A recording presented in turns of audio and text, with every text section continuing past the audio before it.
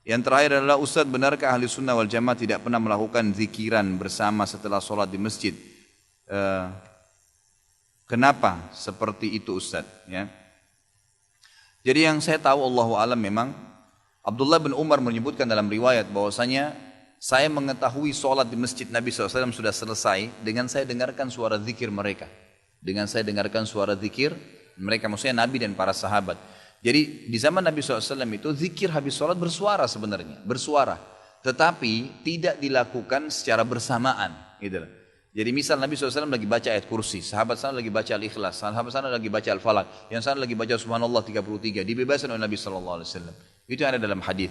Tapi suara mereka terdengar, gitu kan. Kalau ada sekarang orang lebih memilih zikir dengan tidak mengeluarkan suara, gitu kan, mungkin hanya dia saja yang dengar, itu adalah termasuk adab sebenarnya. Adab dan tata kerama agar orang-orang tidak terganggu dengan dia. Tapi intinya disunnahkan, boleh saja orang mengeraskan suaranya dalam zikir habis sholat ya. Tidak ada masalah. Ya, kita lihat kalau selama saya pernah di Saudi 7 tahun, setiap saya sholat di masjid-masjid yang ada di dekat-dekat rumah masyarakat, itu masih habis sholat mereka pada baca la ilaha illallah, ada yang baca subhanallah, baca ayat kursi, tapi masing-masing secara individual. Karena membaca secara serentak berjamaah ini, itu butuh panduan, butuh tuntunan dari Nabi SAW. Apakah Nabi SAW pernah menuntunnya? Yang kita temukan malah yang ada adalah riwayat Abdullah bin Mas'ud radhiyallahu anhu.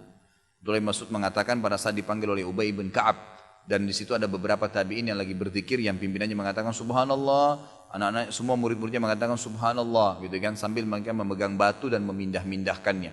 Maka Ka'ab bin Malik mendatangi rumah Abdullah bin Umar, berkata, wahai Abdullah bin Umar, kalau kau lihat ini pasti kau tidak suka. Karena ini tidak pernah ada di zaman Nabi SAW. Kata Abdullah bin Umar, apa itu? Silakan kau ke masjid. Ditemukanlah di masjid tersebut ternyata ada beberapa tabi'in yang lagi berzikir sambil dituntun. Pimpinannya mengatakan subhanallah, yang lain pada itu subhanallah. Sambil rame-rame subhanallah, subhanallah, subhanallah, rame-rame gitu. Kata Abdullah bin Umar pada saat masuk, wahai kaum ini segelintir orang, apakah kalian tidak khawatir azabnya Allah turun? Kaget Abdullah, orang-orang itu pada kaget. Ada apa wahai Abdullah bin Umar? Apa yang kami lakukan? Kami sedang berzikir kepada Allah. Bagaimana bisa azabnya turun?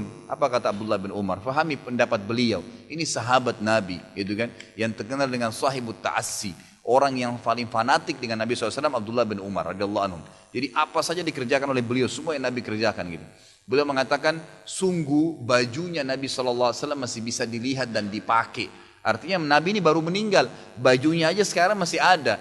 Panci-pancinya masih bisa dipakai, rumahnya masih bisa dihuni. Kalian sudah berani melakukan apa yang Nabi kalian tidak contohkan, gitu kan? Berarti akan datang azabnya Allah bukan karena perbuatan kalian, tapi karena tidak pernah Nabinya contohkan. Artinya kalian menambah-nambah dalam agama ini. Jadi ini berbahaya sekali, gitu kan? Seseorang telah datang di depan Hasan Basri lalu sholat habis asar 6 rakaat. Salam habis asar, sholat 6 rakaat sunnah. Lalu orang ini begitu setiap mau salam, Hasan Basri mau ingatin, dia sholat lagi. Begitu selesai 6 rakaat langsung ditahan sama Hasan Basri. Dikatakan, kenapa kau sholat habis asar? Dia bilang, wahai imam, dia tahu ini Imam Hasan Basri, ulama. Wahai imam, apakah Allah akan mengadab saya karena saya sholat? Apa kata Hasan Basri? Tidak. Allah tidak akan azab kau karena kau sholat. Tapi Allah akan azab kau karena kau melakukan apa yang nabinya enggak contohkan, yang merupakan ajaran dari Allah Subhanahu wa taala. Nabi enggak pernah contohin ada asar, setelah asar sholat 6 rakaat, dari mana dasarnya kau lakukan, gitu. Jadi termasuk dosa itu kalau melakukan apa yang Nabi SAW tidak lakukan, dan kita cap itu bagian daripada agama, seakan-akan kita masukkan ajaran baru di agama Islam yang sudah sempurna.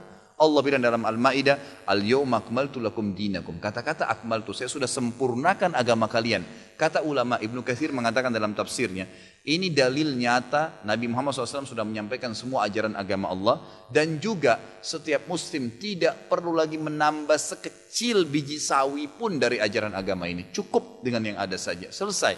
Maka kita tidak ada lagi masuk ke syubhat, tidak ada lagi masuk ke ragu-raguan, lakukan apa yang sudah diperintahkan saja, titik. Maka itu akan membawa kita insya Allah ke dalam surga Allah SWT. Mungkin sampai sini ikhwas sekalian, dan sekalian saya bahasakan kalau saya Rabu depan tidak bisa hadir, kita liburkan sekali pertemuan karena saya lagi bimbing umrah mulai besok subuh insya Allah, dan balik nanti tanggal 4 Januari. Jadi insya Allah 2 pekan dari sekarang baru kita ketemu lagi. Mungkin begitu dulu, kalau ada benar dari Allah, kalau ada salah dari saya mohon dimaafkan. Subhanakallahumma bihamdika asyhadu an la ilaha illa anta astaghfiruka wa atubu ilaik. Wassalamualaikum warahmatullahi wabarakatuh.